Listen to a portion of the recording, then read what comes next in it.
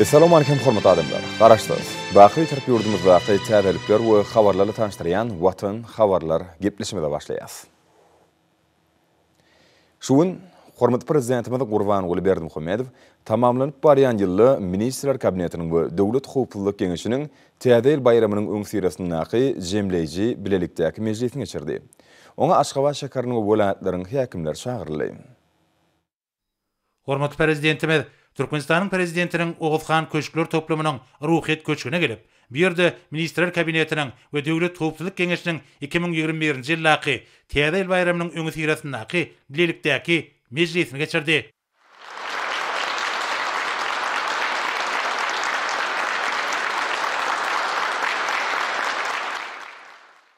Salam hormatly Ministrler Kabinetiniň agzalary, salam hormatly Döwlet Howpsuzlyk Geňeşiniň agzalary. Salam hormatly häkimler.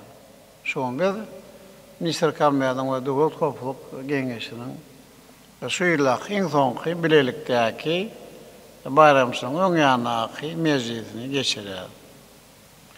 Mejlise biz häkimler hem çağırdyk. Ilki bilen Türkmenistanyň Milli Geňeşiniň mejlisiniň başlygy Mehmedowa söz berýär. Aýdy berýär. Çuňgur hormatlanýan arkadak prezidentim, uly şatlyk şowkun bilen, uly umyt arzuwlar bilen geljege bolan beýik anam bilen garşylanýan Täze ýyl bayramy münasibetli tüýsürekden gutlamaga ruhsat ediň mehriban arkadagymyz. Siziň janyňyz sag bolsun, ömrüňiz uzak bolsun mehriban prezidentim. Çuňgur hormatlanýan arkadak prezidentim, garaşdy hemişelik bir tarap ýurdumyzyň agdyr halky, siziň daşyňyza mäkem jewsleşip mukaddes garaşdyrlygymyzyň şanly 30 ýyllygynyň bellenilýän Türkmenistan parahatçylygyň we ynançmagyň watany ýylyny ähli uğurlarda gowunurjy zähmet üstünliklerine beklap, beýik gençler bilen öz ösüşine ajaýyp döwre gadam basýar. Täze ýyly aýdyň maksatlar, uly ynam, uly şatlyk bilen garşylamaga taýýarlyk görýän merdana halkymyz, siziň taýsyz tagallalaryňyz netijesinde oýlanşykly işlenip taýýarlanan maksatnamalar esasyna üstünlikli durmuşa geçirilýän ägirt uly işleriň şaýady bolýar. Halkymyz siziň parasatly başdanlygyňyzda ýurdumyzda ajaýyp geljegiň miýdemiz binýadynyň kemala getirilenligi, halk bilen döwletiň jebsliginiň ähli uğurlarda täze üstünlikleriň gazanylmagy üçin zerur şertleriň döredilenligini uly buýsanç bilen belläp geçýär. Mehriban prezidentimiz, siziň başlangyjyňyz bilen ýurdumyzyň her bir raýatyna garaşdy. Hemişelik bir tarap watanymyza bolan söýgüni we buýsanç duýgusyny ösdürmek maksady bilen her ýyly döwrewap atlandyrmak inni asly däbe urildi. Şunun bilen baglylykda geljek ýyl döwrewap atlandyrmak barada ýurdumyzyň iri jemgyýetçilik birleşiklerini, zähmet toparlaryny, okuw mekdeplerini, owatyr şäherlerine geçirilen köp sanly maslahatlarda we köpçüliklerin habar berişleri işlerini çap edilen seslenmelerde siziň mehriban arkadagymyz, il halkymyz üçin bimeçwer işler amala aşyrýanyňyz, şuňky we geljek nesilleriň rowat hemde abadan geljeginiň üçin edilenligini aýratyn bellenip geçildi we 2022-nji ýyly halkyň arkadagly zamanasy diýip atlandyrmak barada bir agzdan teklip edildi. Bu şugarda gahrman hem mehriban prezidentimiz halkymyzyň size bolan belent söýgüsiniň, eziz watanymyza bolan beýik hormatynyň, roşen geljege miýdemiz ynamynyň aýdyň sowutnamasy bar. Şeýle hem onu bagtyar watandaşlarymyzyň öz milli lideriniň ak ýolu bilen ösüşüň täze belentliklerine ýetmäge, öňde duran arzyl maksatlar durmuşa geçirmäge, ýurdumyzyň ähli powdoklaryny toplumlaýyn özgertmeler amala aşyrmaga bolan erk islegi we belent hujuwy öz beýany tapýar. Belent mertebeli prezidentimiz garaşdy hemişelik bir tarap Türkmenistanyň agdyr halky bolup geçen gowunurjy taryh wakalary, siýasatda, ykdysadyetde we meden durmuş uğurlaryna gazanylýan ul üstünlikleri arkada prezidentimiz siziň adyňyz we beýik işleriňiz bilen aýrylmaz baglanşdyrýar. halkymyz siziň baştonluğunuzda yetilen sepkitlerin asırlara barabardığına buýsanýar. Hut şoňa görä-de türkmen halkynyň öz arka dagyny, onuň pehim paýhasyndan göz aşalýan insanperwer siýasatyna, urýan adalatly raýat jemgyýetiniň ýagty geljegine bolan syňmaz ynamy barha artýar. Netijede halkymyz milli döwletlilik görelgelerine dayanıp kämil döwlet gurmakda, jemgyýetçilik durmuşyny demokratiýalaşdyrmakda täze derejelere ýetip, türkmen halkynyň öz arka dagy bilen 21-nji asyryň 3-nji 10 ýyllygyna täze döwre, täze zamany gadam basanlygyny buýsançly bellemek bilen bu teklibi dolgulaýar. Sarpas bilen prezidentimiz beýan edilenleriň esasyna 2022-nji ýyly halkyň arka dagly zamana diýip atlandyrmak barada ähli halkymyz tarapyndan giňden gollanylan teklipler esasyna mejlisiň kararynyň şeýle hem bählişiň jem boýunça makullanylan 2022-nji ýylyň nişanynyň teklip edilýän taslamasyny siziň garamaňyza hödürlemäge ruhsat bermeňizi sizden uly hormat bilen haýyş edýäris. Çuňur hormatlanýan arkada prezidentimiz, siziň janyňyz sag bolsun, ýyly ýurt bähwetli alyp barýan ähli tutumly işleriňiz rowaj alsyn, mehriban arkada prezidentimiz. Hormatly minister kabinetining agzalary, hormatly döwlet gowpuluk geňeşiniň agzalary, hormatly häkimler. Häzir men şu alyp barýan işlerimiň jemlerini gysgaça jemlemek isleýär. Sen bilşiniz ýaly 2021-nji ýyl tamamlanıp barýar.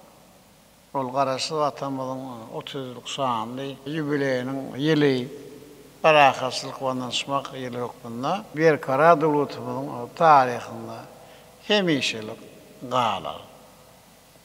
Ýa-da döwlet bir karar watanymyz sebitde durnuklugyň we howpsuzlygyň, dayançlaryň kuwatly hem depkin ötýän daşaryp maýa oýunlar üçin öýüni çekici, dünýäde uly aýraýdan hem de hormatdan peýdalanýan döwletden bir hukmunda giňden tanalýar. Garaşy diýärmiň içeriki durnuklugy, siýasat ulgamynyň berkligi, döwlet hem de jemgyýetçilik durmuşynyň demokratiýa kadralary tapgyrlaýan ornaşdyrýan bilen tapawutlanýar. Burun ahleti halkara giňişliginde özümiz anamly duýmaga, bir dünýäniň ähli döwletleri bilen deň hukukly gatnaşyk alyp barmaga mümkinçilik berýän hakyky şertler bolup durýar. Ýübiley ýyly dünýädäki kynçylyklara garamazdan halkara işleri ykdysady foralar wagtda garaşly watan üçin umumyň üstünlikli ýyl boldy. Biz halkara çärelerini ýokary derejede geçirdik. Ata-atamyzyň garaşlyk bayramyny belläp geçdik. 2021-nji ýyl üçin beýlen ähli işlerini ýa-ni üstünlikli amalar aşyrdy. Geçiren halkara çärelerin arasynda men halkara ahaltekaçylyk assosiasiýasynyň 11-nji mejlisini, Merkezi Aziýa döwletiniň başçylygynyň konsultasiýa duşugyny, Iqtisadi Matdaşlyk Guramagynyň 15-nji sammitini aýratyn bellemek isleýär. Türkmenistanyň daşary siýasatynyň binýatly käsiyetine, ýagny bir taraplyk, barahaçylyk, söýüjülük, hoşnutly gomşuçylyk goýulara bähwetli hyzmatdaşlyk kadralaryna bir bermek esasynda amala aşyrylýanyny maktadym edýär. İki taraply hyzmatdaşlyk bilen baglykda men ilkinji nowatda gomşy döwletler bilen doganlyk gatnaşyklaryny berkitmäge uly üns berýär. Beýem döwletler bilen ananşmaň goýulara düşünşmäň ýokary derejesine gazanyp dürli ogurlarda aşyk we netijeli gatnaşyklary alyp barýar. Biziň ine halkara taparlamy hem alyp barýan şeýle siýasatyny laýykly amala aşyrly. Misal üçin, Türkmenistanyň prezidenti dünýäniň 5 döwletine resmi taparda boldy. Biziň ýolumyz hem döwlet başdanlygyň hem ýokary wezipeli adamlaryň 19 tapary amala aşyrly. Türkmenistan prezidenti Şariyut hem devletin resmi vekilleri şu sanan devlet ve hükümet baştonları şeylem duruli halkara korporatsiyalardır kampanyaların yol başları bilen iki taraflayın 84 oluşu sonun yalla telefonum falan olam arkalı 25 gepleşi geçirildi. Neticede iki yıldan hem oğra hükümetara resmi namalar hem gol şekilli. Bizim mühim halkara sorularını çözmeye konukturulan neticeli tekliflerimi esası halkara kurumları bırakılan golladı.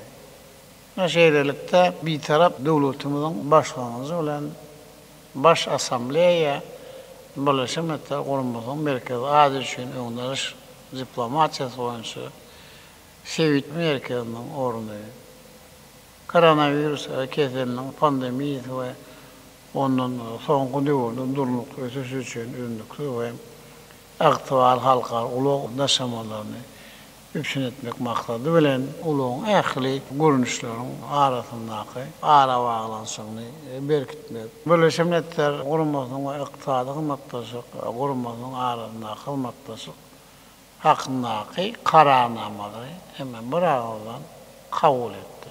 Bunlardan maksada Türkmenistan ve Birleşmiş Milletler Kurumumuzun gender denliği hem de zinanların hukuklarını ve mümkünçülüklerini giyinilmek hem meseleleri oyunca düğümün yerine getirici gençlerin ağlarlarına Avrupa İktisadi Komisyası'nın vice başlıklığına UNESCO'nun hükümetleri Okeanografiya Komisyası'nın yerine getirici gençlerin ağlarlarına paylandı. Merkez ait devletlerin baştondan konsultasiya duruşunun cemleri oyunca kabul edilen bilelikteki beyannama hem de Merkez Asya yurtlarının zinanların diyalogunun hem carnaması Birleşmiş Milletler Kurumu'nun resmi dillerine çap edilip ağza yurtların arasında yayıldı. Türkmenistan'ın UNESCO'nun halkara hidrologiya maksatnamasının hükümetleri hem gençlerin ağlarlarına hem saylandı. Komşu Afganistan hem durmuş iktisadi taslamalar amallaşmaya yardım etmek ve insanperver komunu vermek arkalı buyurdum hem de taraflayın kollamak koyunca hem işten hem çareler devam etti. Umman ben odal hem ayçım yali ben dasar siyaset boyunca hem başvurumuz para harçlığı, hopsuzluğu ve durmukluğu bundan beylekte hem taraftan berkitmeye durmukluğu ötüş hem maksatlarını durmuşa geçirmeye konukturuluyor.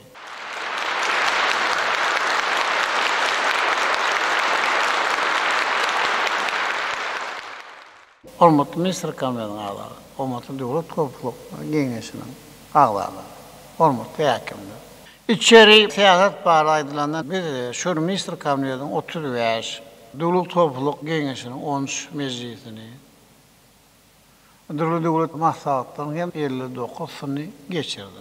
Minister Kabineti'nin Devlet Topluluk Kengesinin meclislerinde halkara duruşuklarının çalışırını siyasi. Aksadem durmuş sorularını seyrettik. Bir taraf devletimin hukuk hem adayından uğralıp hem sorular oyunca değişim çözüldükleri kabul ettik. En sevmeyim resmi namalarında gol çektik. Devam eden koronavirüs pandemiyeden köp yurtlarda girdilen şeklendirme çareleri şeklerine dışa yurtlu hizmetdaşlarına olan feodal iktisadi katnaşıkları alıp barma ayetini verildi. İktisadiyatının durulu podoklarını bilelikteki maya oyun taslamalarını yukarı hili tayarlamak hem de durmuşu geçirmek boyunca neticeli işler hem anlıp vardı. Hizmetdaşı ötürmek hem teyade uğurlar hem kesitlendi. Hem umuman Biz belirlenen maksatnamaları yerine getirmek, halkın yaşayıcı durmuş derecesini petelmekine hem yol vermemek için bolup geçen hem ütköşmeler oyuncu kıssaklı hem çareleri gördük. Neticede sılsırımlı şartları aramadan bir öğren köp işleri bitirmek ve öğren köp soru olayı çözmek hem başardı. Ve devlet durumdası.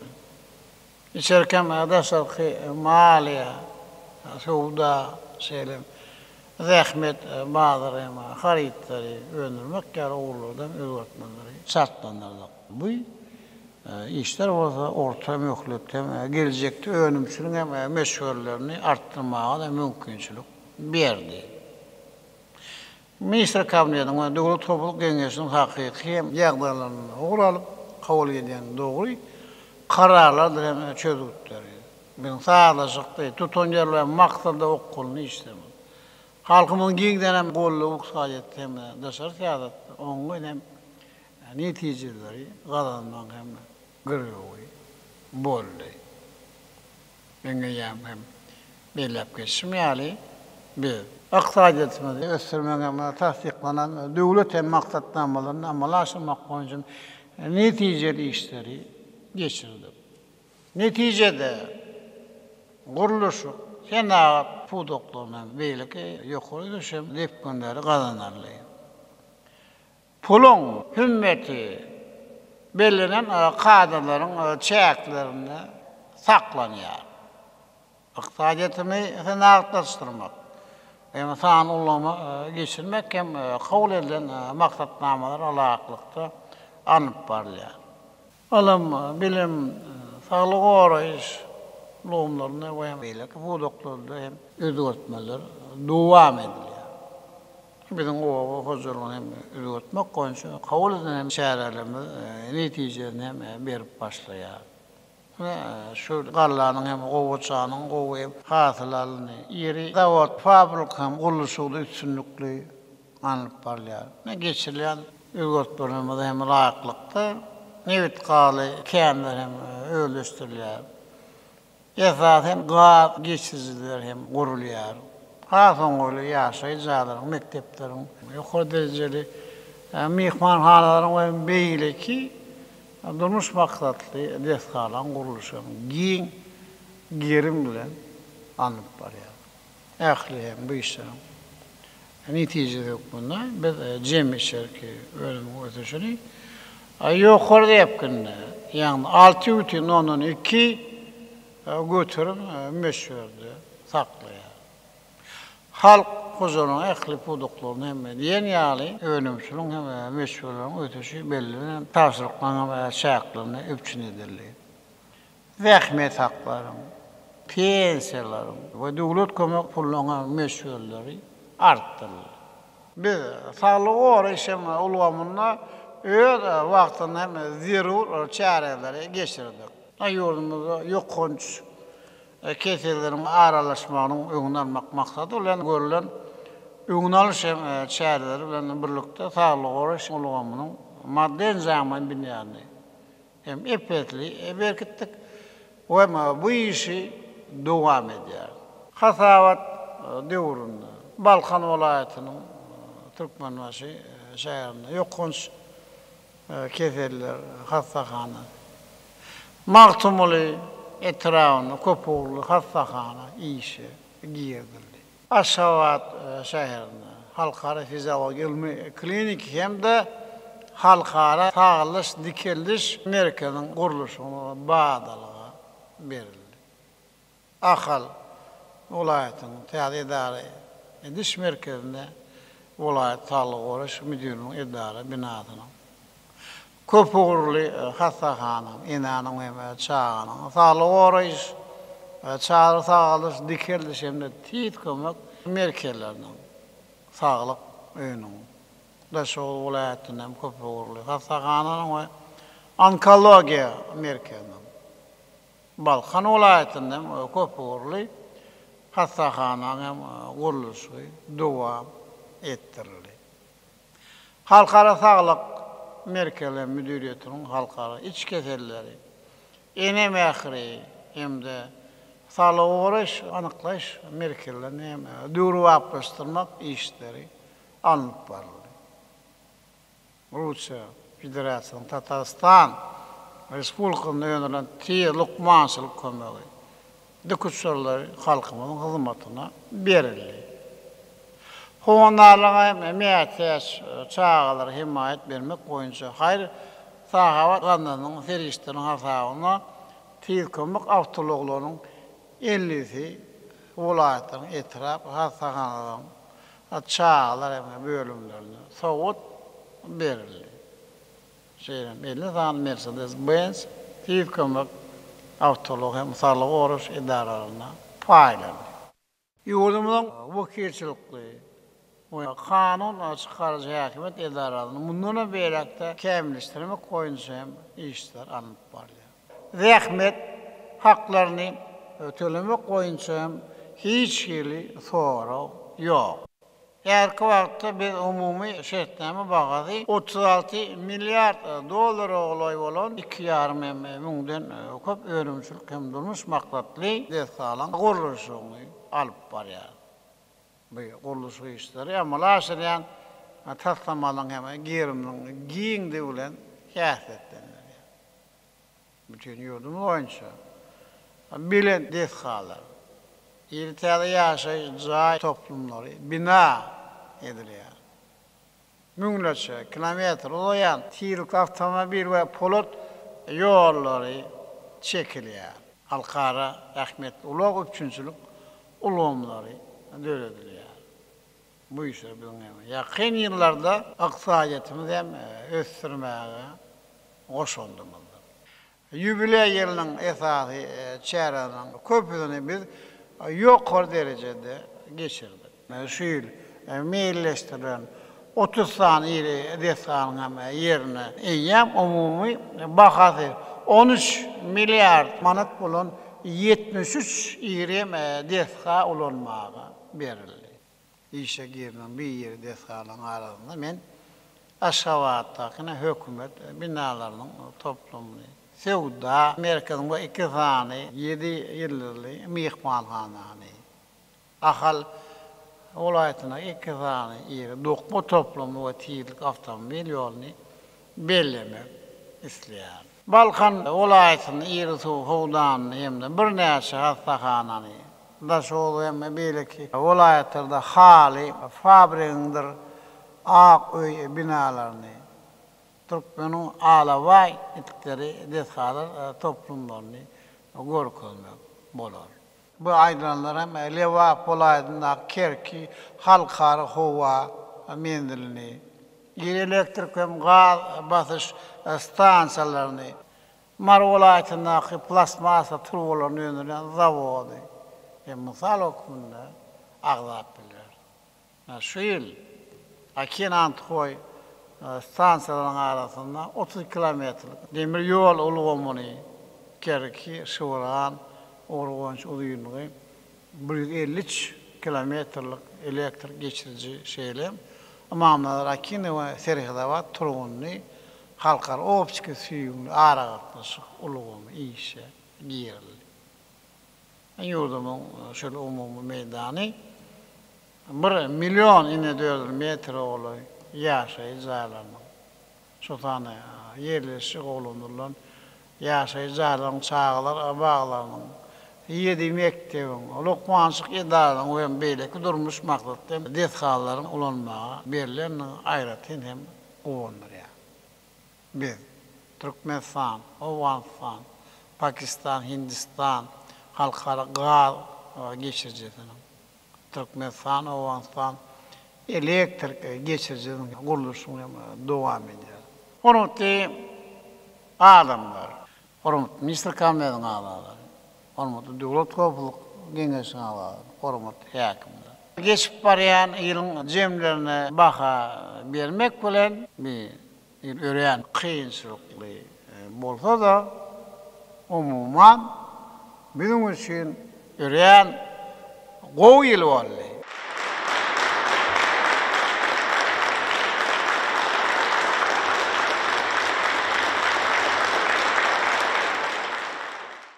Hormatly Minister Kabineti'nin ağladı. Hormatly Dowlat Topuluk Geňeşiniň ağladı. Hormatly häkimler.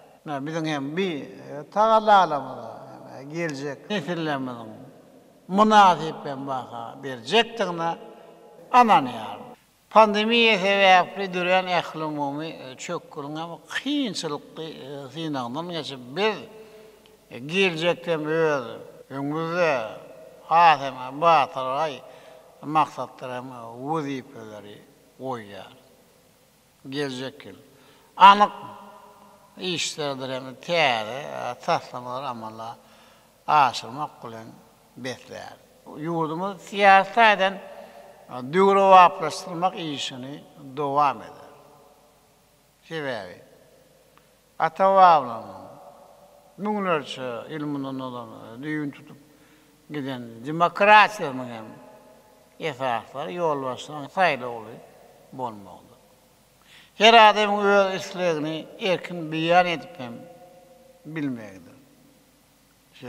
Şu zatlaryny goramak hem raýat jemgyýetiniň hem berkidilmegdir.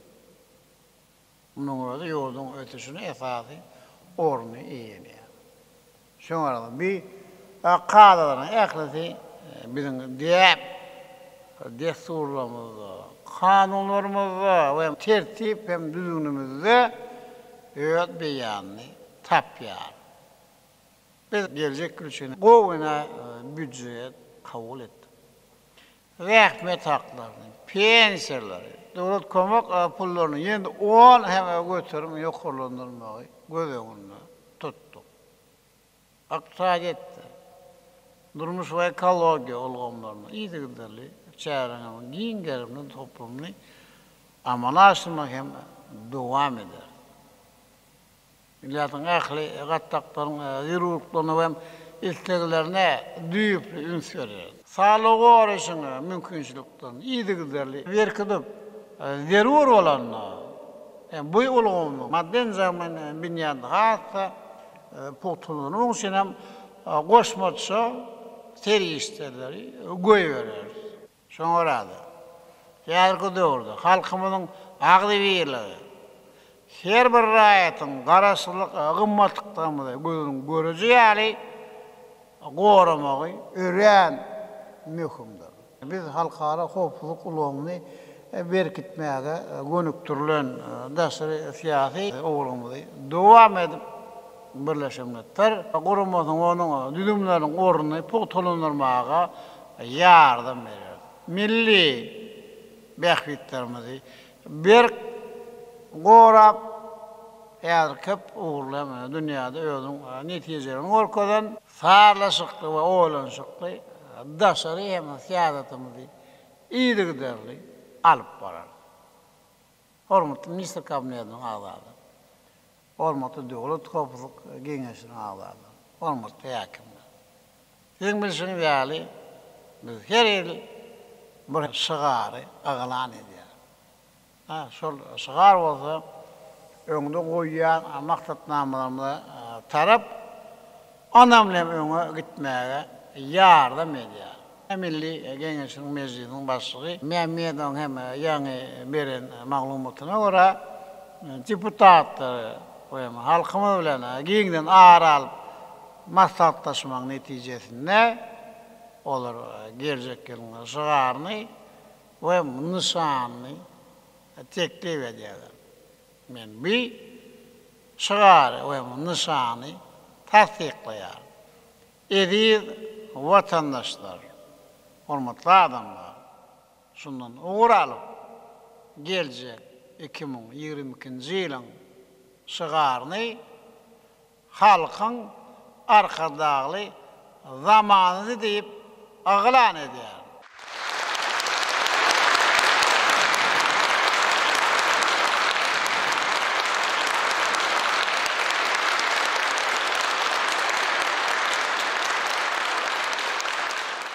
Hormatly Minister Kabinetining agzalary, hormatly Dowlat Topuluk Geňeşiniň agzalary, hormatly häkimler. Türkmen alawaýyny we onuň hem durmuşymyzdaky orny biziň hem ählimiz gowulýar. Ata-babalarymyz bidiwlerimizde öz ardu hem isleglerindir maksatlarını milli seçkin acayip neticesi olan alavaylarda olsa bağtiyarlığını görüptü. Sonra da halkımızda it kelli, gut kelli değil yani. Ne Türkmen alavaylar hem halkımızın izahı bir insanlık hem kadarlarını anladı yani. Bu kadarlar korkmazlık, mertlik, vupalılık ve savrılıktır. Adam maçanla dünyayla onu hem dürlü nerseler kurşağı var ya. Sonra adamda hoşnetli duyguları, fikirler dürüdüyemiş diğerler. Bir rivayet yönü, rivayetler hem tütüyenden dürümüyor. O pahalılığı, o hem mertli olan alavayetler insanın en yakın hem doğasına öğrülü. Bir herkese öğrülü hem şeyle. Alavay bizim bu sonucumuz. Atavatamızın hem ayrılma büyülüğü. Atavabalamızın bir dörüdün milli hem bağlığıdır. Sonra da alavay hem uğrap saklamak. Asıl hem borçuna gelecek nesillerimize yetirmek o bizim mukaddes borcumuz. Münasebetli halkımın istek arzunu ve haişini gözünü tutup men yazar her yılın Oktyabr ayının soňky ýekşenmesinde Türkmen alawaýynyň günni hem bellemek barada hem fermana da gol çekdi.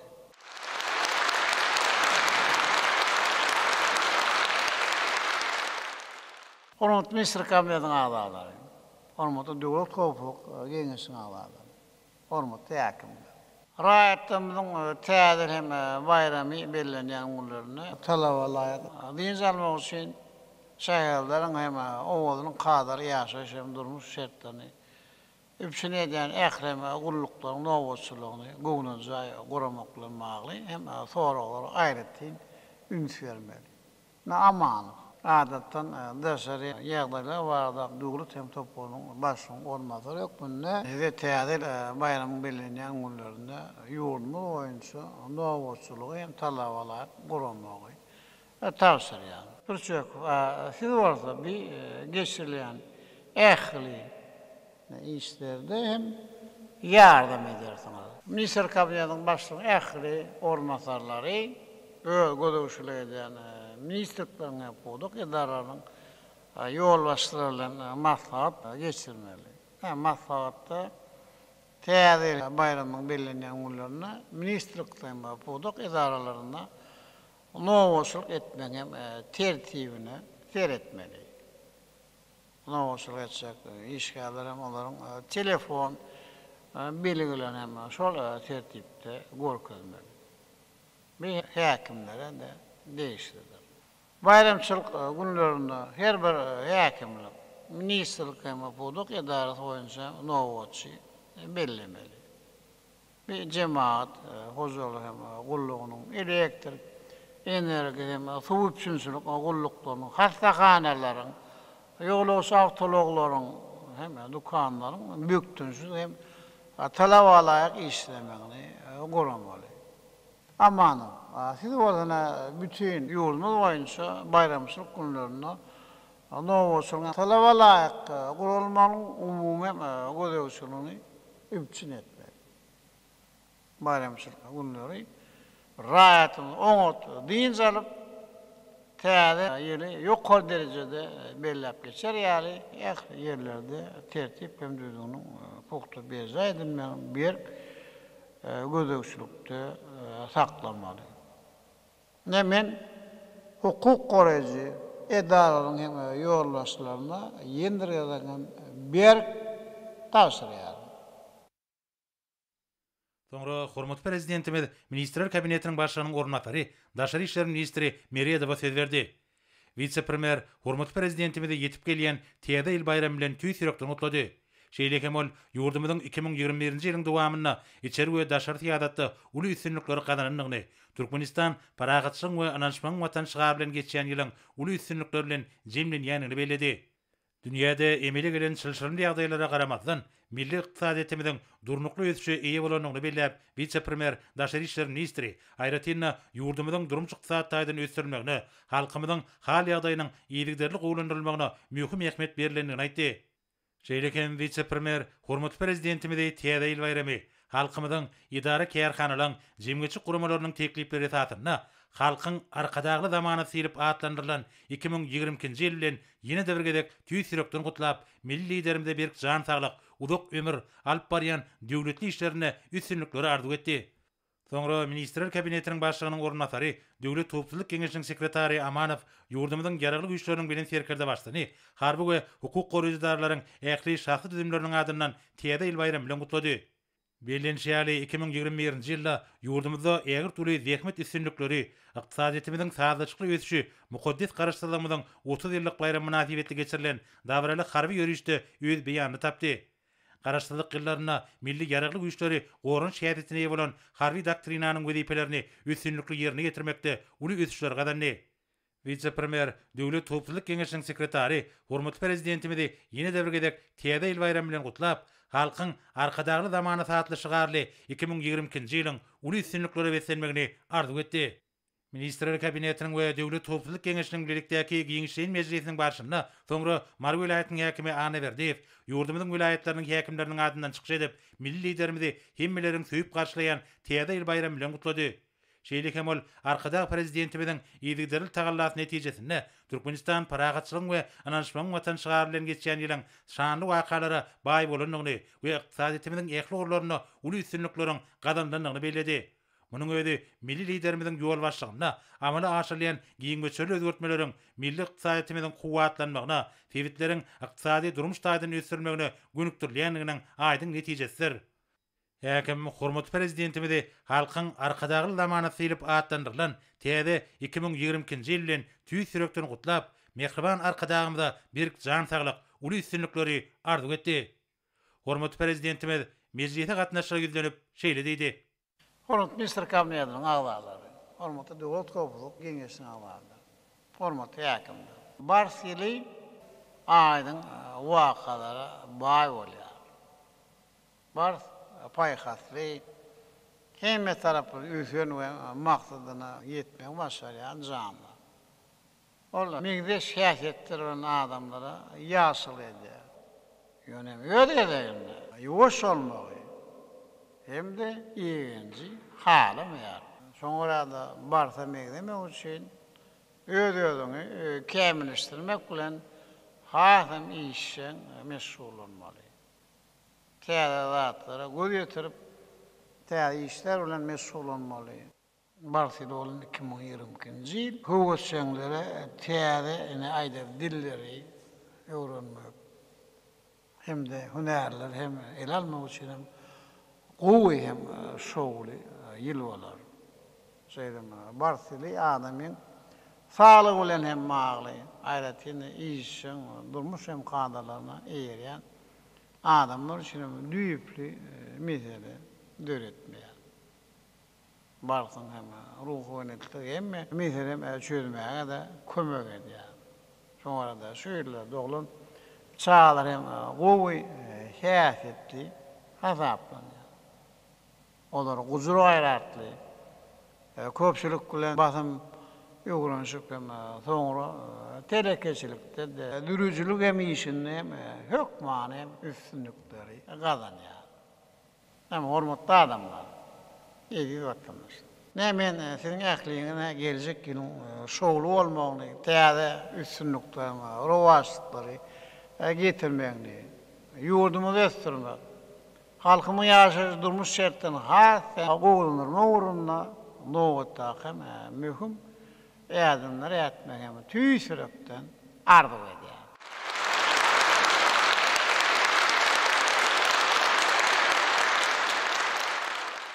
Hormatly adamlar, edil watandaşlar, hormatly Ministrler Kabinetiniň agzalary, hormatly Döwlet Topçuluk Geňeşiniň agzalary, hormatly häkimler. Yetip gelýän Täze ýylyňyz gutly bolsun.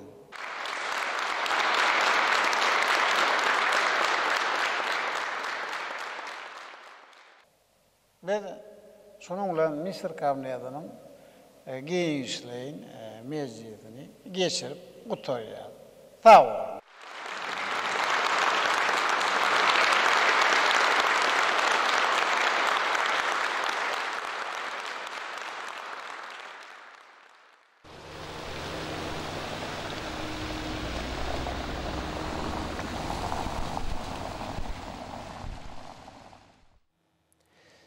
Nuolsa Türkmenistan'ın prezidentinin gol çeken resmi naması bilen tanış ediyaz. Türkmen Alabayının bayramını bellemek hakkında Türkmenistan'ın prezidentinin fermanı.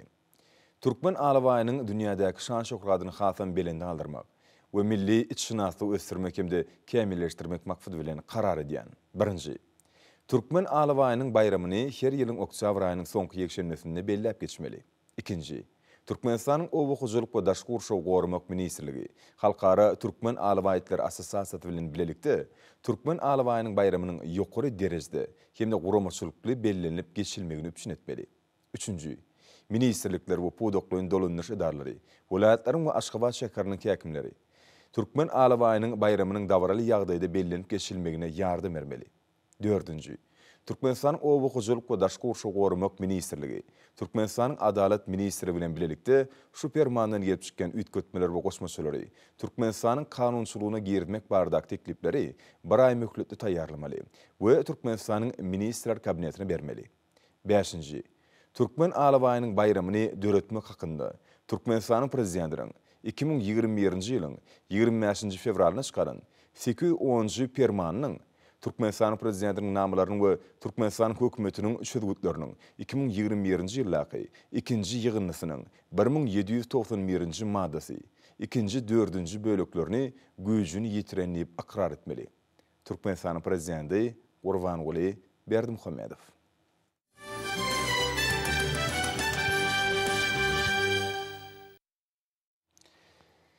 Şuňur hormatlanýan prezidentimiz Gurbanuly Berdimuhammedowyň başlangyjy bilen yglan edilen Türkmenistan parahatçylygyny ynanşmaň watan ýyly ötüşiň täze belekliklerine tarap önemli öňe barýan ýurdumyzyň garaşlyk senenamasyna baky 3 möjük altyn harplar bilen ýazylýar. Tamamlanyp barýan Türkmenistan parahatçylygyny ynanşmaň watan ýylynyň şygarynyň siýasy jemgyýetçilik ähmiýetini we many mazmunyny wagt etmek maksady bilen ýurdumyzda we halkara derejesinde geçirilen köp sanly çäýler hormat prezidentimizin yer ýüzüne parahatçylygy we ynanşmagy berqarar etmek orduny iri halkara forumlaryny öňe süren başlangyçlary dünýä jemgyýetçiligini ýurdumyzyň alyp barýan parahatçylyk seýjilikli işleri we daşary siýasaty hemişelik bitaraplyk hukuk ýagdaýyna daýanyp mukaddes garaşdyrmyzyň 30 ýylynyň içinde gadynyň üstünlükleri halkymyzyň şöhratly geçmiş tarihi, medeni ruhy mirasy, däpli surlar bilen giňden tanıştyrmagy mümkinçilik berdi.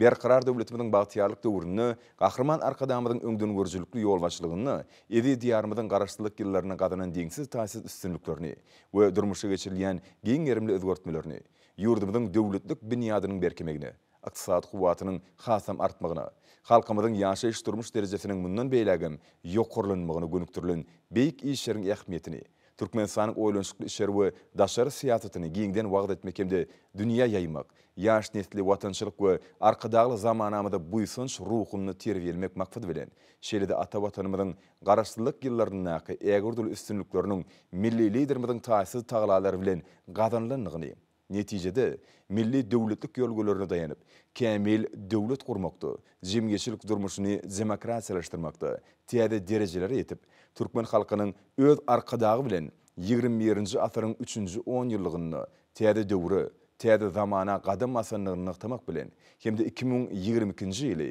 halkyň arkadagly zamany syp atlandyrmak hakynda ýurdumyzyň döwlet idaralarynyň, guramalarynyň, kärhanlarynyň, iri jemgyýetçilik birleşiklerinden we raýatlarymyzdan gelip gowşan hemde ähli halkymyz tarapyndan giňden gollanılan köp sanly teklipler nazara alyp Türkmenistanyň Milli Geňeşiniň meclisi 2022-nji ýyly halkyň arkadagly zamany syp yglan etmek hakynda karar kabul etdi. Türkmenistanyň Milli Geňeşiniň meclisiniň karary metbuatda dolugyna çap edilýär.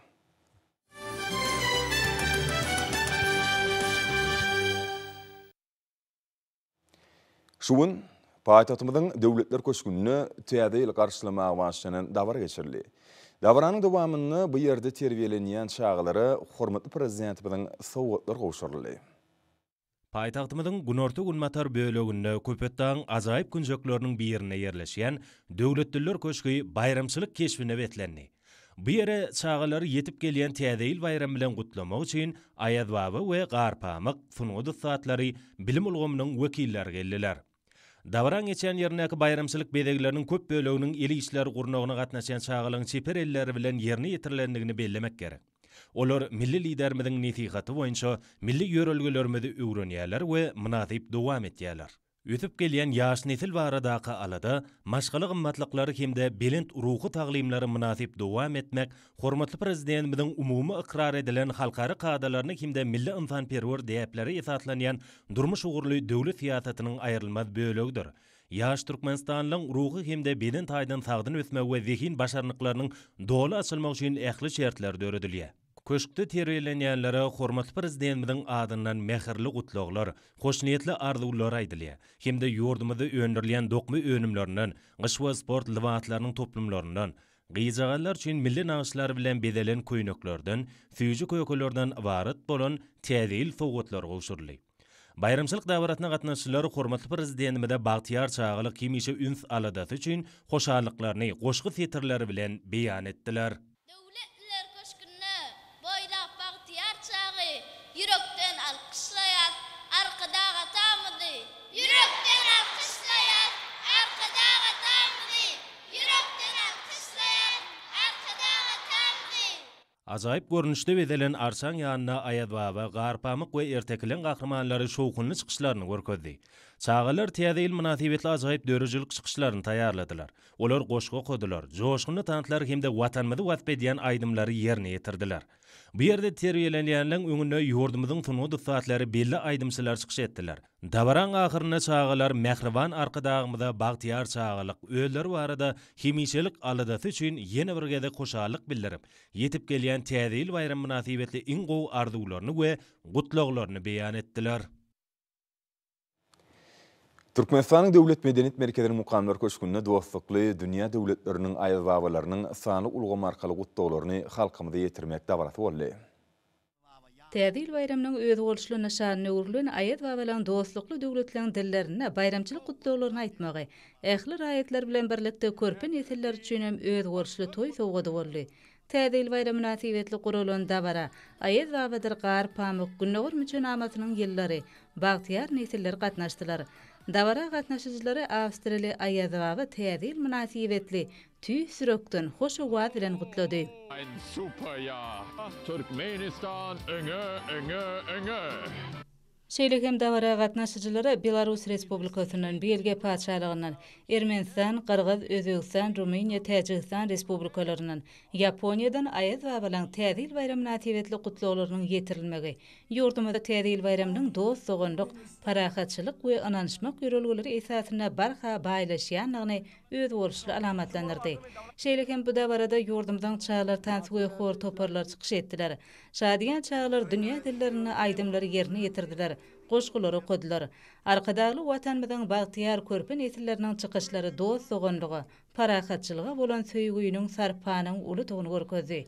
Täze ýyl bayramynyň öňü sirasynda guralan bu dawara berkarar döwletimiz bilen dünýä döwletleriniň arasynda dost soganlyk gatnaşyklarynyň barha ösdürilýänini, arkada prezidentimiziň parahatçylyk söýçüligi, hoşniýetli hyzmatdaşlygy esaslanýan parasatly daşar siýasatyna barhary waşlanýanlygynyň aýdyn tutnamasyny öwrüldi. Ma'lum bolýarly häzirki döwürde Türkmenistan döwletimiz bilen dünýä döwletleriniň arasynda ýoly goýulan dostlukly gatnaşyklary ýygydarly kämilleşdirmek oruna giň möçerli işler amala aşyrylýar.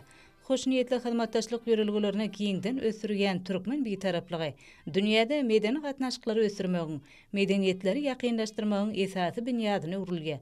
Dost soganlygyň öz bolşuly bayramyna öwrülen bu halkara meden çäretine gatnaşyjylar gahrman arkadagymyza tüý sürekden alkyş sözlerini beýan etdiler. Hormatly amlaryň bolsa ýurdumyzyň welaýatlaryna we paýtagtymyz Aşgabatda 27-nji dekabrda saat 20-den 28-nji dekabrda saat 20-çe boljak howa barady. Türkmenistanyň howa maglumat gullugynyň berýän habar bilen tanışalyň.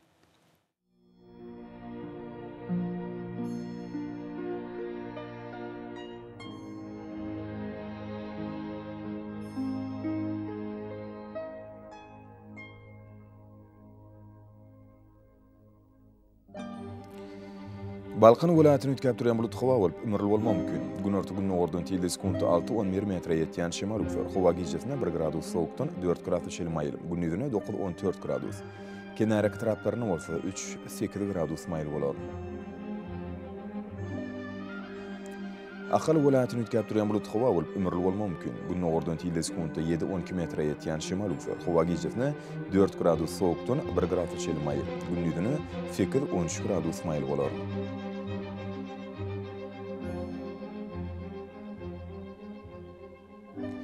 Mar vilayetini ütkep duran bulut hava bolup günün ordan tilde sekundu 7-12 metre yetken şemal uksar. Hava gecesine 0-5 gradus şelim soğuk. Gündüzüne 7-12 gradus mayıl bolar.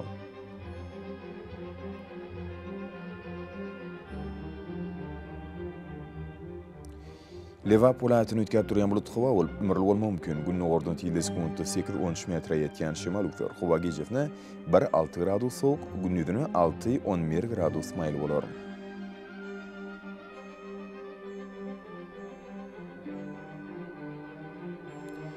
Daşawud vilayetini ütkep duran bulut hava bolup gün orta günün ordan tilde sekundu 5-10 metre yetken şemal uksar. Hava gecesine 3-8 gradus soğuk. Gündüzüne 3 gradus soğuktan 2 gradus şelim ayıl bolar.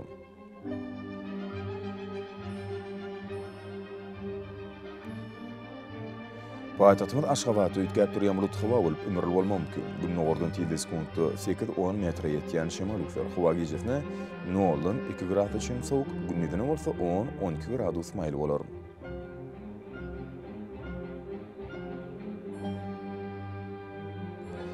Yurdumuz boýunça dekabranyň 28-nde magnit hadisasynyň gowşok täsiri bolmany arşylýar.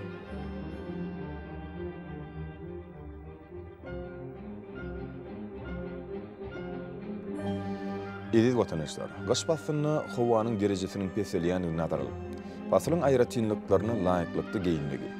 Şeýleki häzirki wagtda howada tozan bölejikleriniň kadydan 6 göterim artma bilen baglanyşly. Howanyň adamyň bedeni ýetirip biläjek oňoýsuz täsirleriniň öňüne almak maksady bilen agyz burun örtügini ulanmakda maksat berýär. Mehriban ýerleşler, bulary berk berjäýseniň ýylyň islenip basyny öz saglygyňyzy gorap bilersiňiz. Mehriban adamlar, şunun bilen watan habarlar gepleşiginde jemleýäs. Berqarar döwletimiziň batýarlyk döwründe ata watanymyz Türkmenistan ähli babatlarda teşekkür etýär. Ähli şunun özünde bolsa halkyň bähbidi bar. Çünki biziň ýurdumyzda döwlet adam üçindir. Hoş sağ olun ýerleşler.